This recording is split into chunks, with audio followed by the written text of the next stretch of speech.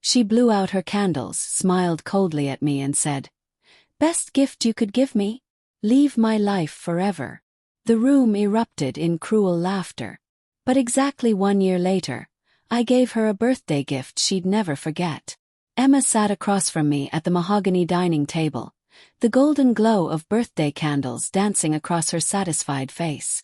At 62, she still carried herself like royalty. Perfect posture, designer dress, that practiced smile she wore for cameras. But tonight that smile was different. It was predatory. "Make a wish, Mom," my younger brother Jake said, his voice thick with wine and false cheer. The whole family had gathered, aunts, uncles, cousins, all watching as she closed her eyes dramatically. She blew out the candles with theatrical flair, then leaned back and fixed her gaze directly on me. "You know what, Sarah? I already got my wish." Her voice carried that sharp edge I'd learned to fear as a child. "The best gift you could possibly give me is to leave my life and never come back. Don't ruin another one of my special days." The room erupted. Jake's laughter was the loudest, cruel and echoing. My stepfather Richard didn't even look up from his scotch when he muttered, "She's been dead to this family for years anyway." I sat frozen, watching the flames still curling from the extinguished wicks. These people had spent 28 years convincing me I was worthless. And in that moment, staring at their laughing faces, I decided they would never humiliate me again. Before the fire consumed me, there had been desperate hope. I used to worship Emma, studying her every gesture, thinking if I could just mirror her elegance, maybe she'd finally see me as her daughter instead of an inconvenience. Instead, she poured all her love into Jake. I got the scraps, cold shoulders, forgotten birthdays, and that look of disappointment whenever I dared to exist in her presence. Richard was worse. He measured my worth by how invisible I could make myself. "Speak up." I was disrespectful. "Stay quiet." I was sullen. There was no winning. The cracks had been showing for months before that birthday disaster. I'd overheard Emma telling her sister how she wished I'd just disappear and stop embarrassing the family. I'd seen Richard rolling his eyes whenever my name came up in conversation. But the real devastation came when I accidentally saw the will. Left carelessly on Richard's desk, it laid out their true feelings in legal language. Everything, the house, investments, family heirlooms, went to Jake. I wasn't just getting nothing. I didn't exist on those pages at all. That's when I understood. They hadn't been planning to cut me out someday. In their minds, I was already gone. I didn't cry. I didn't scream. I let that hurt crystallize into something sharper, more useful. Rage burns too hot to control, but calculated fury, that's a precision instrument. I started watching them the way they'd never watched me. Carefully, patiently. Emma's charity work wasn't as noble as her reputation suggested. She'd been skimming donations for years, funneling money into personal accounts through fake vendor invoices. Richard's construction empire had even darker secrets. Bribed inspectors, corner cutting that put lives at risk, tax evasion schemes that would make a mobster blush.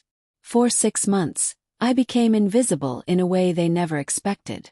I collected evidence like a detective, bank records, email screenshots, photos of their shady meetings. They never suspected quiet, worthless Sarah could be dangerous. I moved out quietly, letting them assume I'd finally accepted defeat. That was my camouflage, the surrendering daughter who'd learned her place. But I was just getting into position.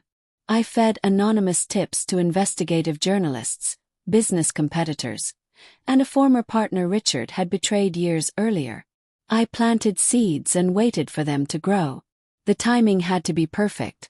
What better stage for their downfall than another birthday celebration? 1 year later, Emma's 63rd birthday party was even more extravagant. The Crystal Room restaurant, champagne flowing, the whole social circle in attendance. She was holding court like always, basking in the attention. I arrived late, slipping in just as dessert was served. Emma's face soured when she saw me, but she couldn't make a scene in front of her friends. "Sarah," she said through gritted teeth disguised as a smile. "What a surprise." I placed a beautifully wrapped envelope beside her cake. "Happy birthday, Mom. This time I brought you something special." Her manicured fingers tore through the wrapping. Inside were copies of everything.